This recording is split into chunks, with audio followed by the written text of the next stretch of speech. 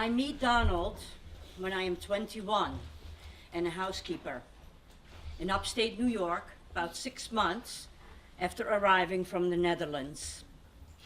He is handsome, funny and smart, and we hit it off right away. When my visitor visa expires, he asks me to marry him so I can stay in the US. I am deeply in love with this country and with Donald, so it's an easy decision. After a few months of marriage, I am pregnant with my first child. Now, as a child, due to a malformed esophagus, it was difficult for me to swallow food, and I suffered from a nutritional deficiency. But I was punished for not finishing my meals and for crying. I struggled to eat in the kitchen while my family ate in the other room. I was always alone. Now I'm not alone. I have my own family.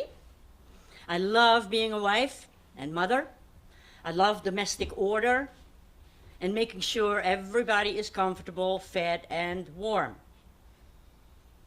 When I was little, I made sure my dolls were always tucked into their own little beds.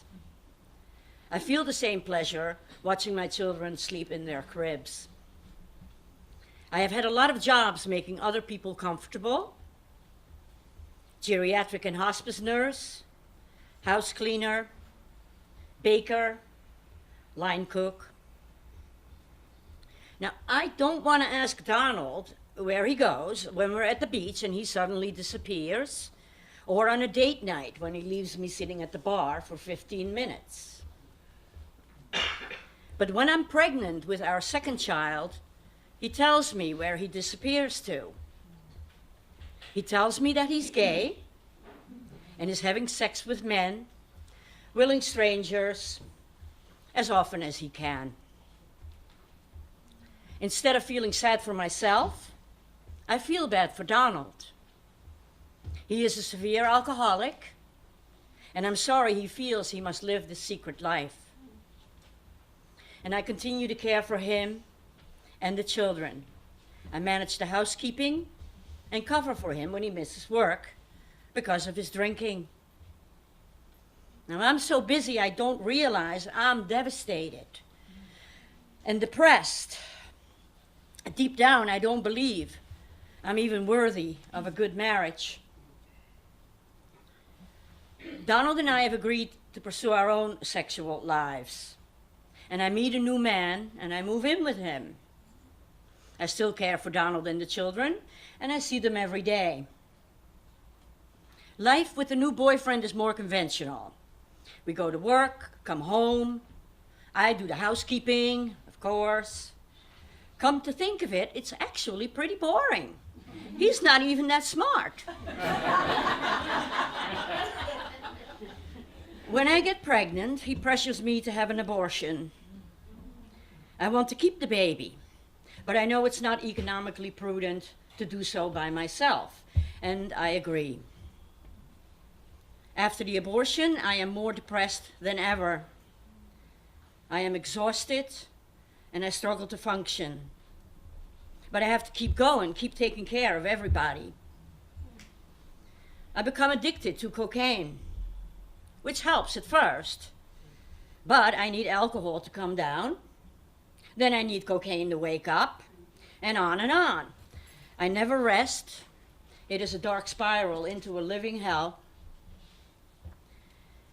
February 12th, 1992 is a cold, gray morning. It's a perfect reflection of my state of mind. I drive to New Paltz to pick up the children and take them to school. I am exhausted and nauseous because I've only had gin since at least lunch yesterday. It is as though I'm at the bottom of a dark cave where bright daylight is overhead, but I can't reach it. I don't believe I have the right to reach it. After I drop off the children, I head to my job cleaning houses, but not before stopping off at my dealer's for some coke. The first line hits my bloodstream, and I clean the house in the same efficient routine.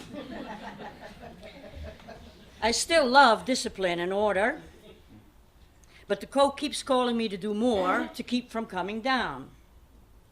And by the end of the day, I cannot catch my breath. In the afternoon, I pick up the children and I take them back to Donald's apartment complex where they can run free with their friends. While I wait for my erstwhile husband to get home, I drink his gin to calm myself down. I must drink more than usual because I pass out.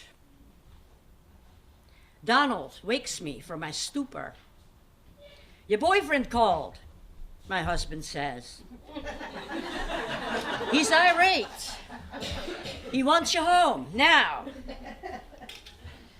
I have vague memories of Donald trying to stop me, but then I'm in my car, and it is sleeting outside.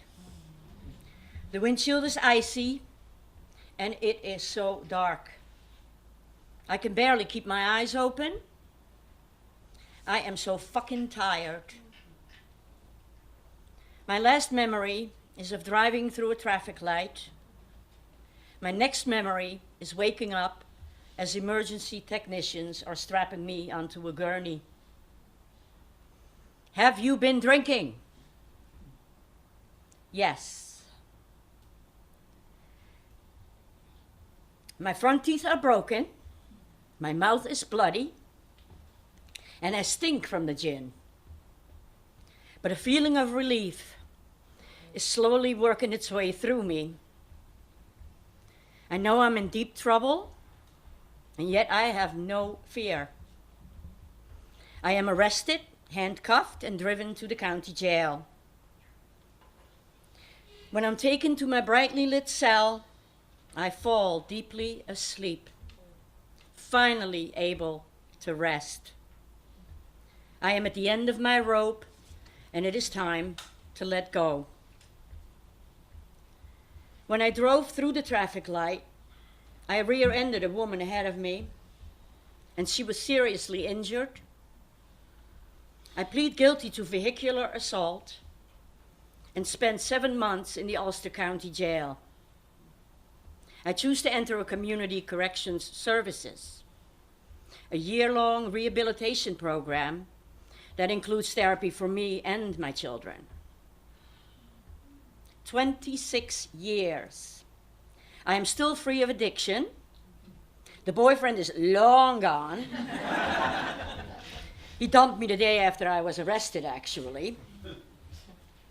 And my children are grown-ups with their own homes and families. I was diagnosed with esophageal cancer in 2007, but I am too mean to die.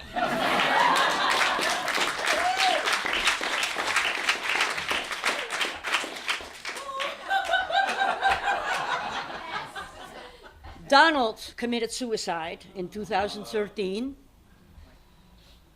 I still fight loneliness and despair sometimes. But as my least favorite existentialist, Søren Kierkegaard, said, life can only be understood backwards, but it must be lived forwards. And living forward is what I intend to do. By telling this story, I can finally understand and forgive myself for what happened all those years ago. And I embrace my journey from depression and illness to happiness and strength.